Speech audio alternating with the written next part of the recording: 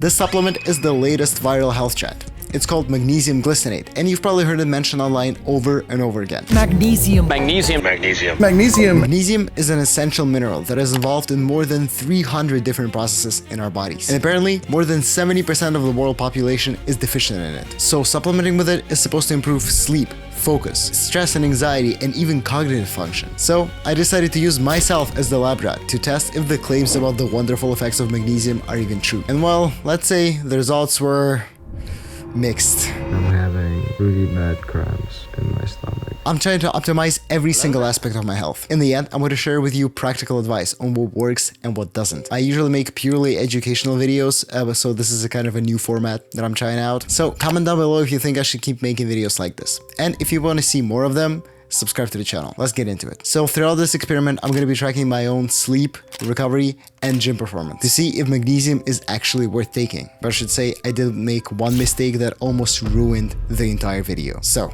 I took magnesium for 7 days straight, and here is what happened.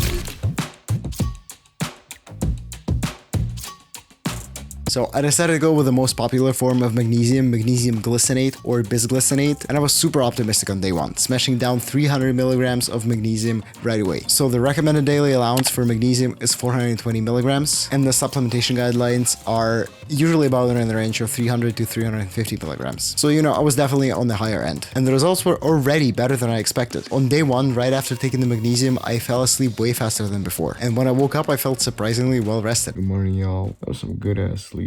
I guess I wouldn't say my sleep was very, very different. I definitely did sleep deeper. I feel like I'm a lot more rested than I usually am. I feel like I just had a bit of more quality sleep than I usually do. But one good night's sleep means nothing yet. It could have very well been placebo or just a normal good night, so I need to gather more data. On day two, things were looking amazing as well. So it's about 30 minutes before my bedtime. I'm gonna report back on tomorrow if I feel anything right away. Basically, from what I hear online, I should sleep like a baby tonight, hopefully. I've been craving some good quality sleep lately.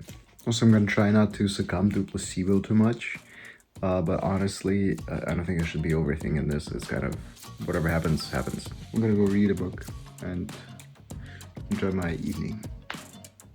Good morning, sleepyheads. I had very deep sleep, and it was honestly kind of hard to get out of bed even. I felt kind of groggy in the morning. I feel like I'm sleeping a lot deeper now. It's actually harder for me to wake up because it feels so good, because I just want to keep sleeping. Maybe it's because I'm sleeping deeper. I'm not really sure. But anyway, something is happening.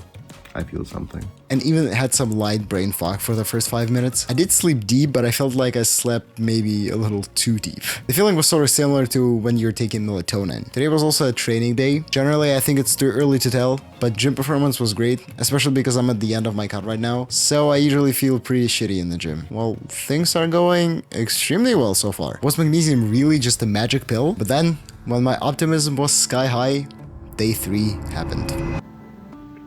It's been 2 hours since I took my magnesium and I'm trying to fall asleep, and I'm having pretty bad cramps in my stomach and I cannot fall asleep for the life of me. I am almost 100% sure that the cramps are magnesium because I didn't change anything else in my diet. So yeah, fuck you, magnesium.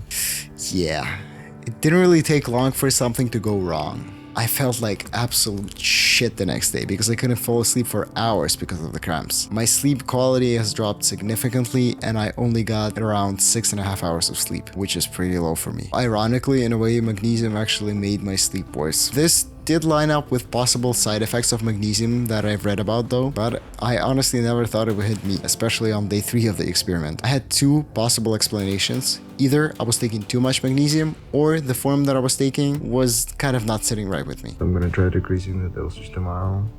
Hopefully it will help with the stomach cramps. Yay. Either way, I had to change something. So on day 4, I decided to lower the dosage to 200 milligrams instead of 300. Sleep once again looked better because I didn't have freaking cramps during the night, but they still started right back up in the morning. Also just got a new sort of weird wave of cramps for absolutely no reason. Magnesium is doing something wrong, dude. And I've had the shits, dude.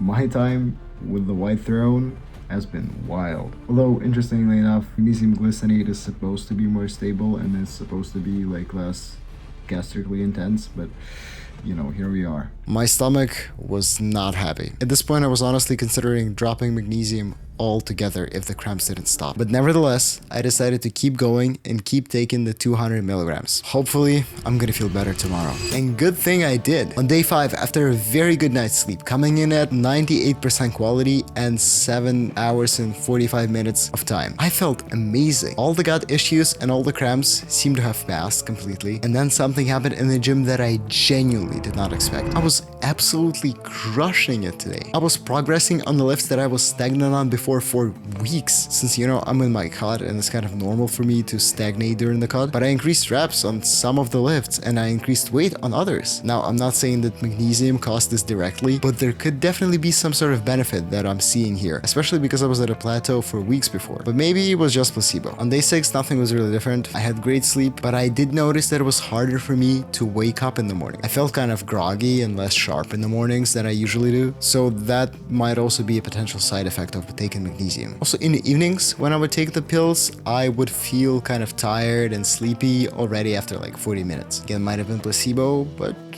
I don't know. At the very least, there were no more stomach issues, which I was super happy with. And ultimately, after that, day 7 was honestly smooth sailing. I kept my stable 200 milligram dose. Today was also a training day. And once again, I progressed on lifts I was plateauing on before. So my guess is magnesium was definitely doing something here. Most likely, the reason for this is just better recovery and hydration. So, after 7 days, what is my verdict? Well, from my own feelings, magnesium definitely improved my sleep. I sleep a bit deeper now, I fall asleep faster, but I do feel a bit weird and tired in the morning. Not really tired, just groggy, you know? Except for that one hiccup on day 3. But the one that surprised me the most was my gym performance. Again, I can't really guarantee it was magnesium per se, but it did seem that I improved on lifts that I was plateauing on pretty hard. Maybe my recovery became better, maybe it was just hydration, but either way, magnesium had some sort of effect. Now I definitely plan to keep taking magnesium every single day for 30 days straight, and I'm gonna be reporting to you the results of that. I will soon probably up my dose back to 300 milligrams a day and see how that treats me, so definitely subscribe and stay tuned to see the results after day 30. Magnesium certainly is not magic. It did not magically make me a superhuman, but it did noticeably improve my sleep and recovery. But you should probably just be careful with the dose